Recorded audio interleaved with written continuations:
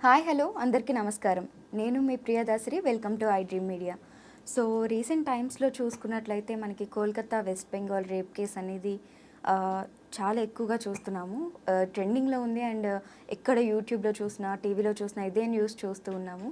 So ఈ news పైన అసలు ఫ్యాక్ట్స్ ఏంటి, మిత్స్ ఏంటి అండ్ సొసైటీలో ఇటువంటివి ఎందుకు ఇంక్రీజ్ అవుతున్నాయి అండ్ ఇంక్రీజ్ అవుతున్నప్పటికీ కూడా ఎందుకు సరైన చట్టాలు రావట్లేదు, ఈ విషయాలపైన మాట్లాడడానికి మనతో అడ్వకేట్ ప్రమోద్ గారు ఉన్నారు.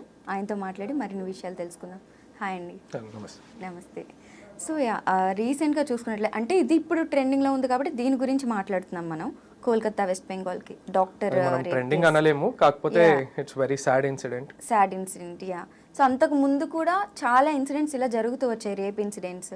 సో దీన్ని అసలు ఎలా చూడాలంటారు? సో యాక్చువల్గా ఫస్ట్ బేసిక్గా మాట్లాడాలంటే ఇది ఒక ఓన్లీ కల్కత్తా ఆర్ ఇది వెస్ట్ బెంగాల్ స్టేట్ గురించి మాట్లాడడం కాకుండా ఇది ఒక నేషనల్ ఇష్యూ లాగానే మనం ట్రీట్ చేయాల్సి వస్తుంది.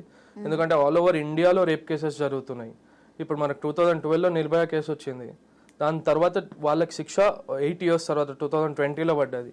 కాకపోతే ఇది ఓన్లీ వెస్ట్ బెంగాల్ కేసు అనకుండా మనం ఇది నేషనల్ ఇష్యూ లాగానే మనం ట్రీట్ చేయాల్సి వస్తుంది. సో బేసిక్గా ఈ ఆర్జికార్ కాలేజ్లో ఏదైతే ఇన్సిడెంట్ అయ్యిందో అది very sad incident and horrific incident. So మనకి సుప్రీంకోర్టు సుమోటో కేసు లాగా ఇది తీసుకున్నది. సో సుమోటో కేసు అంటే ఇప్పుడు మనకి డైరెక్ట్గా ఇప్పుడు ఎవరు అప్పీల్ చేసే అవసరం లేదు, పిటిషన్స్ చేసే అవసరం లేదు. కోర్టు వాళ్ళంతలో వాళ్ళే అది సుమోటో లాగా స్వీకరించేసింది కేసుని. సో ఫ్యాక్ట్స్ దగ్గరకు వస్తే ఫస్ట్ ఫ్యాక్ట్ ఏముంది అంటే వాళ్ళ పేరెంట్స్కి ఇది ఒక సూసైడ్ కేసు అన్నట్టు ఫస్ట్ చెప్పారు. అండ్ బాడీ కూడా ఆఫ్టర్ 3 hours ఇచ్చారు. అండ్ ఎఫ్ఐఆర్ కూడా మనకి ఈవినింగ్ వరకు ఎఫ్ఐఆర్ చేయలేదు. సో మెయిన్ అక్కడ మనకు సుప్రీంకోర్టు ఏం క్వశ్చన్ చేస్తుందంటే బాడీ ఎందుకు హ్యాండ్ ఓవర్ చేయలేదు, ఫస్ట్ సూసైడ్ అని చెప్పి ఎందుకు చెప్పారు, అండ్ మన ఎఫ్ఐఆర్ కూడా లేట్గా ఎందుకు ఫైల్ చేశారు అన్నది ఫస్ట్ మెయిన్ పాయింట్. దాని తర్వాత ఏమైంది అంటే మనకి ఎఫ్ఐఆర్ ఫైల్ చేసిన తర్వాత ఒక 7,000 పీపుల్ హాస్పిటల్లోకి చొరబడ్డారు. సో యాక్చువల్గా దానివల్ల అక్కడ హాస్పిటల్లో ఏవైతే ఎవిడెన్సెస్ ఉంటాయో సిబిఐ వాళ్ళకి హ్యాండ్ ఓవర్ చేసింది కాబట్టి కేసు ఎవిడెన్సెస్ ఏవైతే ఉంటాయో అవి ట్యాంపర్ అయ్యే ఛాన్సెస్ కూడా ఉంటాయి. సో సుప్రీంకోర్టు ఏం క్వశ్చన్ చేసిందంటే పోలీస్ వాళ్ళు ఏం చేస్తున్నారు అంటే 7,000 పీపుల్ ఒకటేసారి లోపలికి వెళ్ళేంత వరకు పోలీస్ వాళ్ళు ఏం చేస్తున్నారు అన్నది ఇంకొక థింగ్. సో యాక్చువల్గా ఆ కేసు వరకు వచ్చేంత వరకు ఒక అమ్మాయి చనిపోవడం అన్నది ఒక బాధాకరమైన విషయం కాబట్టి ఆబ్వియస్లీ పబ్లిక్ అన్నది రియాక్ట్ అవుతుంది. అండ్ మోర్ ఓవర్ తను ఒక డాక్టర్, ఇంకో ఏంటంటే ఆమె పీపుల్కి సేవ చేయాలని చెప్పి ఈ ఫీల్డ్లోకి వచ్చే ఉంటుంది. అలాంటి అమ్మాయి మీద ఇలాంటి రేప్ అవ్వడం అన్నది చాలా బాధాకరం. సో అయితే మమతా బెనర్జీ గారు కూడా కొంచెం సపోర్ట్ చేస్తున్నట్టు ఎవరైతే ఇది చేసిన వాళ్ళు ఉన్నారో బేసిక్గా విమెన్గా అండ్ యాజ్ ఎ రెస్పాన్సిబుల్ రోల్లో ఉన్నప్పుడు ఈమెకి సపోర్ట్ చేయాలి. ఎవరైతే రేప్ అయ్యారో విక్టిమ్ ఎవరున్నారు, కానీ ఆమె సపోర్ట్ చేయకుండా రివర్స్ లో మాట్లాడారు. నెగటివ్ కామెంట్స్ మెన్ అని పక్కకు పెడితే ప్రతి ఒక్కరు సపోర్ట్ చేయాల్సింది విక్టిమ్ కే ఉమెన్ మెన్ అని పక్కన అనేసి మరి వేరే వాళ్ళకి సపోర్ట్ చేయడం. సో వేరే వాళ్ళకి సపోర్ట్ చేసింది అన్నట్టు కాదు. ఇప్పుడు అక్కడ కూడా చాలా గొడవలు జరుగుతున్నాయి. సో ఇప్పుడు మొత్తం ఒకటేసారి అందరూ ఒకటేసారి పడిపోయేసరికి ఇప్పుడు 7,000 పీపుల్ జాయిన్ అయినారు అంటే అక్కడ లా అండ్ ఆర్డర్ ఇష్యూ కూడా వచ్చే ఉంటది. సో ఆబ్వియస్లీ ఆమె అది కూల్ చేయడానికి కొంచెం అంత ఎక్కువ కాలేదు అని చెప్పి కప్పిపుచ్చడానికే చూసుంటారు, కానీ ఎవ్వరు సపోర్ట్ చేయరు అనుకుంటున్నాను నేను. అంటే సో ఇంతకు ముందు పోర్ష్ ఇన్సిడెంట్ కూడా ఒకటి అయింది కదా పూణేలో, యాక్సిడెంట్ అయినప్పుడు. సో అప్పుడు కూడా ఏం జరిగిందంటే ఒక బిగ్ బిల్డర్కి సంబంధించిన వాళ్ళ అబ్బాయి అవ్వడం వల్ల కంపెనీ వాళ్ళే వచ్చి ఇది కంపెనీలో మ్యానుఫ్యాక్చరింగ్ డిఫాల్ట్ అనేసి చెప్పారు. సో ఇలాంటి పెద్ద పెద్ద ఇన్సిడెంట్స్ జరుగుతున్నప్పుడు ఆ ఇన్సిడెంట్ లో కూడా ఫస్ట్ డ్రైవర్ మీద నెట్టేసి డబ్బులు ఇచ్చి మేనేజ్ చేద్దామని చెప్పి అనుకుంటారు, కానీ అట్ ద ఎండ్ ఫ్యాక్ట్స్ అనేది బయటికి వస్తాయి. ట్రూ. సో అయితే జనరల్గా మనం బయటకు వెళ్ళినప్పుడు ఒక హెల్మెట్ పెట్టుకోకపోతేనో లేకపోతే ఏదన్నా లైసెన్స్ లేకపోతే వెంటనే ఫైన్ చేస్తారు. సో వెంటనే మనకి యాక్షన్ అనేది తీసుకుంటారు కదా. సొసైటీలో ఇంత పెద్ద పెద్ద ఇన్సిడెంట్స్ జరుగుతున్నప్పుడు ఎందుకు యాక్షన్ అనేది ఇంత లేట్ అవుతుంది? సో మోర్ ఓవర్ ఏంటి అంటే no innocent should be punished. So ఆబ్వియస్గా అది కన్ఫర్మ్ అతనే అన్నది అని ప్రూవ్ అయ్యేంత వరకు పనిష్మెంట్ అన్నది జరగదు. అది మన కాన్స్టిట్యూషన్ అట్లుంది. ఇన్నోసెంట్ పనిష్ అవ్వద్దు.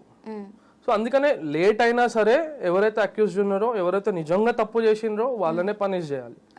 దాని వల్లనే ఈ డిలే అంతా అవుతుంది. ఇప్పుడు నిర్భయ కేసులోనే 2012లో అయితే 2020లో వచ్చింది దాని జడ్జిమెంట్. ఆ 4 members కి ఉరి తీసిండ్రు.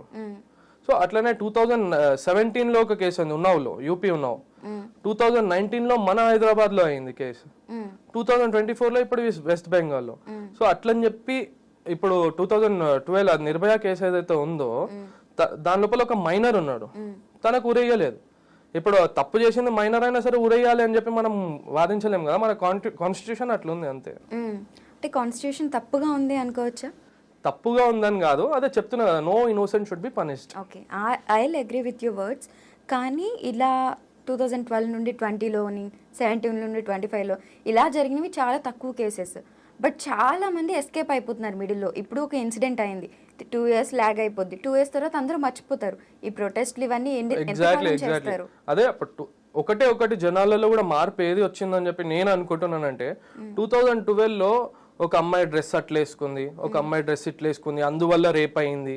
ఆ అమ్మాయి నైట్ 10 గంటలకి 12 గంటలకి బయట ఎందుకు తిరగాలి, దానివల్లనే రేప్ అయింది అని చెప్పి ఉండే. కానీ ఇప్పుడు జనాల మైండ్ సెట్ కూడా మారింది, కొంచెం చేంజ్ అయ్యింది. ఆ ప్రొటెస్ట్ల వల్లనో అనుకోండి, లేదా ఈ సోషల్ మీడియా వల్లనో అనుకోండి, కొంచెం మారింది. సో దానివల్ల చేంజెస్ అన్నది కొంచెం కొంచెంగా వస్తుంది, కానీ టోటల్గా వెళ్ళిపోతుంది అని చెప్పి అనలేను. ఇప్పుడు ఆల్ ఓవర్ ఇండియాలో ఎవ్రీ 51 minutes ఒక రేప్ జరుగుతుంది. సో ప్రతి ఒక్కటి బయటికి రావట్లేదు. ఇట్లా ఈ నిర్భయ లాంటిదో, ఈ మన శంషాబాద్ లో జరిగిన రేప్ లాంటిదో, లేదా ఈ వెస్ట్ బెంగాల్ లాంటిది మాత్రమే బయటకు వస్తుంది. అది ప్రజల్లో వాళ్ళంతా వాళ్ళకి రావాలి.